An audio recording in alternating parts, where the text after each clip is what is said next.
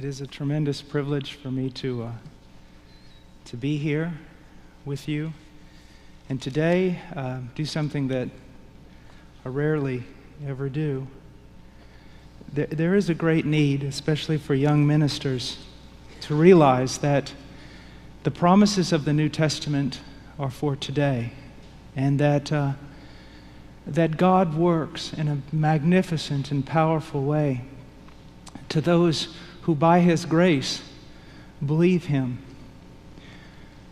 When I was converted at the University of Texas at the age of 21, a man came up to me, as I've said many times, and put several books in my hand. One of those books was the autobiography of George Mueller. And I was absolutely astounded at that little volume. And I read it and reread it and reread it. And I thought it was the most marvelous thing. But at the same time, I thought it was a simple thing. I thought it was reasonable. It seemed to me to be reasonable. And I want to share some testimonies this hour regarding that, and then talk about some promises that we should press into. But there's always a danger in doing this, of being lifted up with pride and such. But I feel that there's a need to hear that our God is a living God. And some of you young men who are so keen and so interested in being theologically sound need to understand you can reduce God down to a proposition, and it's intellectual death.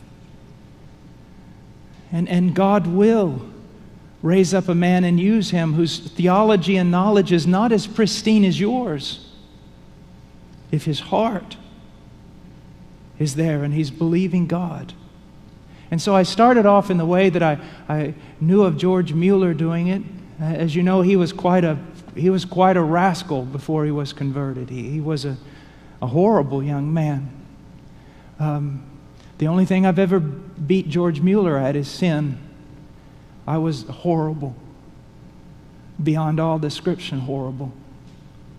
A terrible, the worst of sinners. Self-centered, wicked, egotistical, vain, horrible. I hurt people, and I didn't care. A liar, the greatest liar you could have ever known, you would have found in me. I lied just for the fun of lying. And then I was converted in the undergraduate library of the University of Texas, and I received these books, and I read Mueller, and it seemed to agree with the little I had read in the Bible, and I began to think, well, I'll practice this. And I know I made a lot of youthful things in the name of the Lord that I did that was probably just raw zeal. I remember that we had a big citywide campaign that was coming up, and I felt like the Lord had laid on my heart to give away the money I had for that summer's meals, to give away all that money to that particular endeavor, and to trust God. And what happened was, for some reason, my friends were working as waiters, and a lady just heard that I was that ran the business, heard that I was living with these boys and that I hadn't found work yet, and she sent a meal home every day for 3 months. Well, there was one day she didn't, because my friend left it on the table. May God be his judge. But for 3 months, every day, a meal. And a meal unlike I could have purchased with my own funds. And then begin to just live and seek to do that, to make the needs known to God alone. And then to go off to Peru after seminary.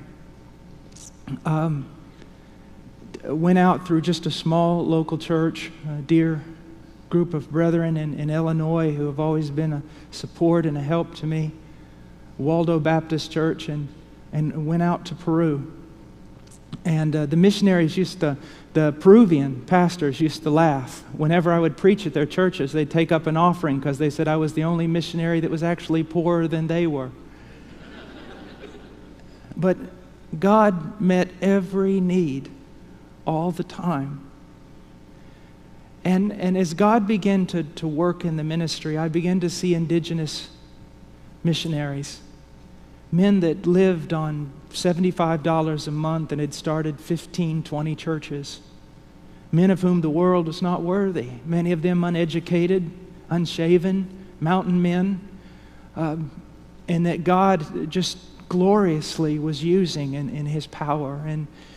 And I felt that the Lord wanted us to start a mission that would biblically help support the indigenous church without interfering with the work that God was doing, but rather promote it, not to make them dependent, but to stand alongside with them as a brother. And so we began Heart Cry, and I began to think immediately, I had very little funds for myself.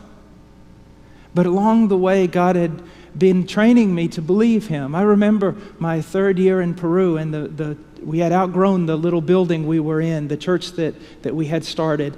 And there was this place that they wanted $750 a month to rent it. That's a fortune in Peru, but we were working with children who were out on the street because of the war and had no place to take them when they were sick, and our church had no place to go, and there was no... So I went and I looked at this place, and I thought, well, that's twice really the support of what I was receiving.